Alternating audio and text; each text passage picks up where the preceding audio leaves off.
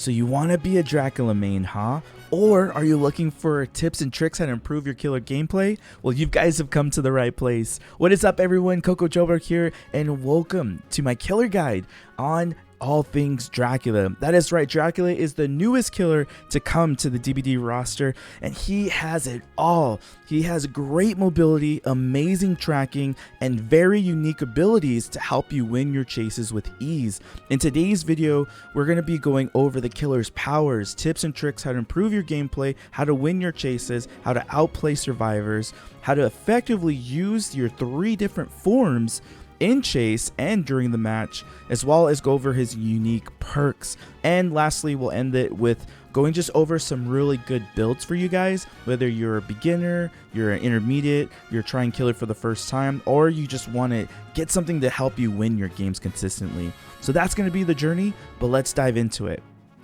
So if you guys don't know, Dracula is a 3-in-1 type of killer. He has 3 different forms. There's a vampire state, there is the wolf form, and then lastly there's bat form. So we're going to break that power down and let you guys get some insight on each and every one of those forms. So with vampire mode, that's going to be your standard form that you start off with. You're running at a 115%, 4.6 meters per second. You have a 32 meter terror radius, and you have the ability to use a Hellfire, which is a pillars of fire that goes out 8 meters and it recharges every 7 seconds. So this is really cool because you're able to create this pyramid head nemesis type ability. If you put in some time with that killer or those 2 killers, you should have a good read on this. Now, one thing that you need to know is that while you're using this ability, it does slow you down while you're holding it up, because you can hold it out kind of like a hatchet with Huntress, or after you use it. There's just a slight slowdown effect, so keep that in mind. Let's go to wolf form. Wolf form is an amazing form that just got a recent buff where you're running at 4.6 meters per second or 115%, and you have a 32 meter radius. Now, there's orbs or a scent. Pretend like you're a dog and you're sniffing out your survivors. This orb will allow you, once you collect it, to get a speed boost of 5% for 2.5 seconds. This spawns every 6 seconds. You also have a secondary ability called Pounce, which lets you become like a Demogorgon or a Wesker. So you get 2 jumps to pounce at the survivors and gain some distance. This is really good to use in narrow hallways. And then also too, if you grab an orb, it reduces that pounce to recharge again by 4 seconds. So every 20 seconds you can use a pounce, and if you get the orbs, it subtracts 4 seconds off of that. So that's really good. The orbs will spawn every 6 seconds. Now, what's awesome about this mode is you're small, you go into 3rd person, and you're able to see scratch marks and blood on the ground brighter. So this is really good mode. Definitely try to use it to the best of your ability. The last form we have is bat mode. So you get to become a bat. You travel at 6 meters per second or 150%. And you are undetectable, which is an absolutely amazing thing. You do have a 32 meter lullaby, so people can hear the little bats chirping in the distance, and survivors can actually see you. So that is one thing that you need to know, is that you're not invisible even though you're undetectable. The survivors can still hear you and see you flying around. They can hear the lullaby, is what I'm trying to say. So try to hide yourself when you are trying to approach survivors. Now you have a teleport ability. This allows you to zip across the map as long as you're within a 32 meter radius. So in 32 meters, you'll see vault locations, whether that's pallets or windows. Try to use that to your advantage so you can get around the map faster. So let's actually break these 3 different forms down, and let me give you some tips and tricks on each of those forms. Now, one thing I want to say too is that this killer, a lot of people will relate it to different other killers. They'll say, oh, he's like Wesker, or he's like Pyramid Head or whatnot. He is sort of like those killers, but he still has his unique abilities that you need to recognize as well. So when you're in the vampire form or Dracula form, there is the Hellfire. The tip I want to give you with the Hellfire is where, like a nemesis or alien, you can kind of drag it. So you use it and then you can drag it. Well, with this one, you can't. Wherever you aim, that's exactly where you're going to be shooting. So, for instance, if you're looking exactly where you want, shoot it. But if you flick your camera to left or right, it's just going to be exactly where you click that attack from. So there's no drag effect. It's just exactly where you're looking. Make sure to just aim where you want it and then use it there. Also, too, another tip or trick is that look for loops where you can see over. If you can't see over it, that means that your Hellfire won't go through it. So for instance, if you're looking at a pallet, if you aim exactly where the pallet is, it can go through it if the pallet is down, but if the pallet is up and you're aiming through the vertical pallet, it won't go through. So try to just test it out. There's plenty of different levels and elevations on all of the maps, so definitely put in the time and the work and see what works best. Now with wolf form. Wolf form is what I think similar to Chucky and Wesker and Demo combined. But the thing that's really good with you is that you have built-in Predator and built-in Bloodhound. So you're able to see the blood and the scratch marks brighter, which is such a huge advantage. Use your height. What makes Chucky so good in DBD is his height, being small. Maybe if you create I have a couple of videos on like being 100% quiet. If you use a stealth build, that is just so scary for survivors to, once you go into wolf form, they can't see you. You're so small. So use your height to your advantage on certain loops. Mind game, mind game, mind game. It is so good when you mind game survivors and they're not able to see where you're coming from. So that's a really, really good thing to do. Another really pro tip to do is if you lose a survivor, whether they're healthy or injured, but especially if they're healthy, go into wolf form. This will allow you to create a scent and you can sniff them out and try to find out where they're at. The orbs will reveal them and then that will give you a lead on where to go next. Bat form. So with bat form, this is a really amazing ability that gives you so much synergy between being like a nurse and a spirit.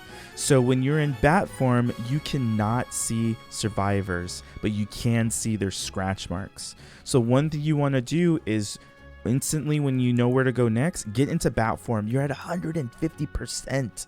That's almost like a Legion when they're sprinting around the map.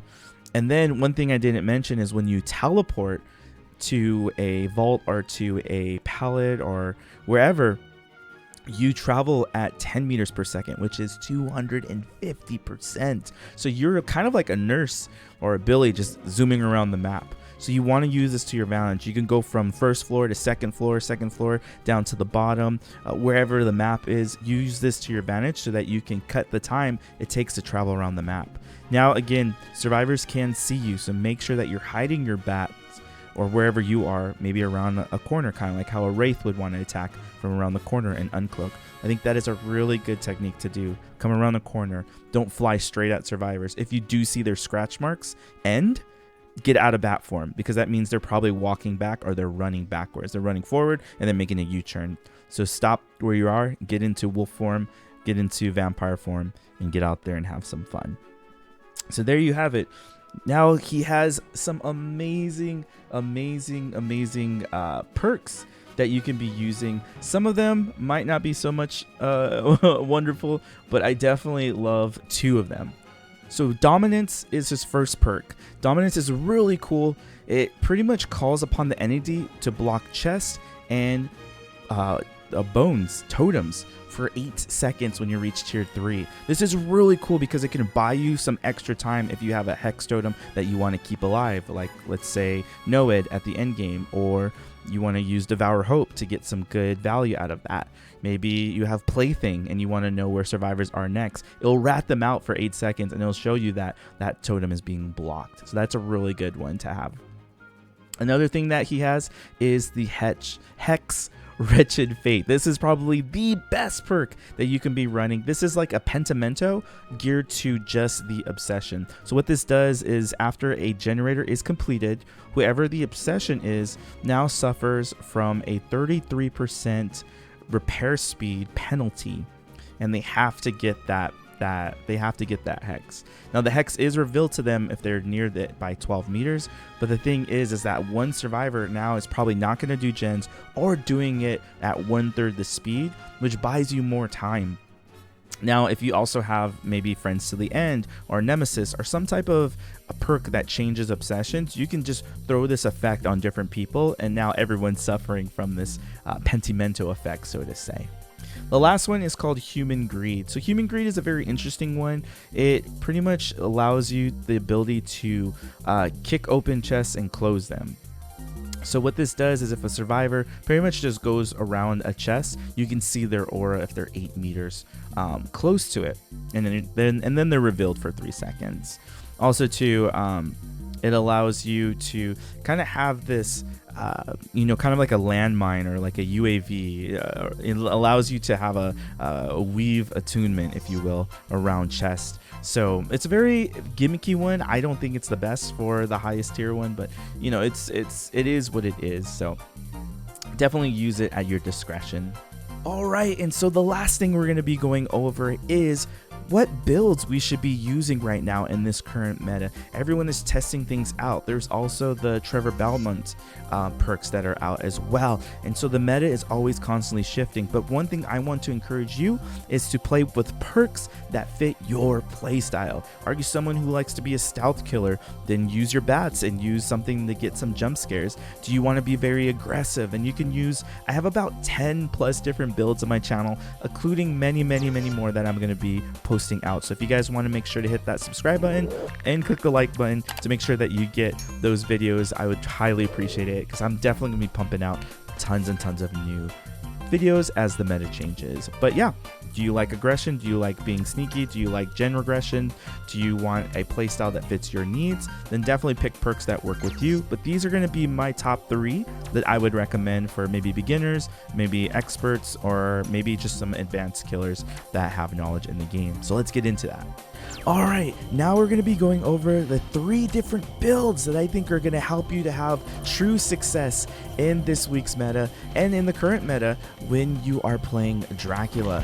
So the first build I have is for beginners. I'll go over like a super sweaty build and then like my overall best build. So this build is super easy if you have no hours in killer, or if you're just getting into the game and you want to learn how to play killer. I think this is just super basic perks that you can be using.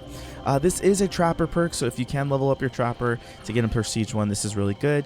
Brutal strength allows you to kick pallets, walls, and gens 20% faster. People are going to be throwing pallets in your face. It's going to get annoying, but get it out the way quick so you can get back into chase. We have whisper, so you can locate survivors. If you're just having trouble and they're hiding, you'll know where they are if they're within 32 meters. You have bitter murmur, so when a gen gets done, you'll see if survivors are going left, right, upstairs, downstairs. You can see every survivor at the end of the game for 10 seconds. This is good value. And then Wretched Fate, this is his perk, so you should be able to have it unlocked. The Obsession will suffer that 33 per repair penalty speed when the first gen goes off. We also brought the Putrid Oak. This allows you to keep your hooks closer so that you're able to down someone, hook someone, and get back into chase. And then this allows you to churn into your different forms quicker and use the abilities faster. This is a build if you're just having the worst day of your life and you just want to stomp on some survivors and have a really high success rate in winning. Surge is an amazing perk. When you basic attack someone and you down them, all the gens around you will explode, taking off 8%. I've done this on Dead Dog Saloon where I've knocked 3 gens for the price of 1, 24% off, and they continue to regress. This is great because you don't have to kick gens. You can just hook people, down people. It's just awesome. Speaking of hooking people, this allows you to snipe a gen across the map, take on off 20%. We also have Grim Embrace. Once you leave the hook, this will block gens for 10 seconds, and on that 4th person, then you'll be able to block all the gens for 40 seconds. This is a great perk, man. Taking off 70 seconds is amazing. We got Barbecue and Chili, because once you hook someone, you want to know where to go next. We have the War's Fang, so once you sniff out everyone and you get your Pounce ability, you'll see everyone's aura for 4 seconds, and then this allows you to take off 10 seconds for every time you take an orb. It takes 20 seconds to use Pounce, so once you get one orb, you're pretty much ready to use the Pounce attack again. Now this is what I think is his best build. Now Dracula has wolf form and vampire form, which you will use your basic attacks. Maybe you're not good with the Pounce or the Hellfire, so get some value with Surge, basic attack people, get them into the dying state. Spies of the Shadow is the cream of the crop here. When you're in bat form, you cannot see survivors, but you can see their scratch marks. So why not pinpoint their location? If they're trying to trick you, maybe lead you one direction and then they walk away in the other direction, you'll be able to know if they juked you, because you'll know that Spies of the Shadows will rat them out. This is a controversial perk, but I think it's the best perk to just play as. Who cares if you're playing against Swiss? No one is going to be going constantly against SEAL Team 6 people. You know, you're definitely going to have some fun. This will allow you to expose someone, get someone's aura, and kick them off of gens, because most people will get scared. They don't want to stay on gens. They'll probably jump into a locker. But even if that happens, you still will be able to stall them from getting away from your gens. And then creating a secondary objective. I really like Hex Plaything. Survivors only do gens, right? Maybe they'll kill each other unhook, but for the most part, they're just going to be doing gens. So this perk really is amazing and allows you to create a secondary objective, get some jump hits, some cheap shots, get them to probably do this during the mid or end game, and just buy you some time to get that 4K. And then also too, the Traveler's Hat allows you to use your abilities post shift. So if you want to teleport, Hellfire, Pounce, and then also to this, so if you do want to teleport, getting into chase faster is an amazing ability to have. So yeah, there you go. That's my overall killer guide. Did I miss anything? If I did, put that in the comment section below. Let me know if there's any questions you have, guys. I would love to just pour into you guys and help you become a better killer. Remember, practice makes perfect. You will not win every single game. You will not get 4Ks, but don't let people put you down. Don't let maybe a bully squad intimidate you and make you just go back to Survivor. Put in the time, put in the effort, and practice makes perfect. You guys got this. I believe in you. If you guys like this video, make sure to hit that like button and subscribe for more future content. I have more videos out for you guys in the future. Thank you guys so much for watching, and I'll see you guys in the next one. Take care, everybody.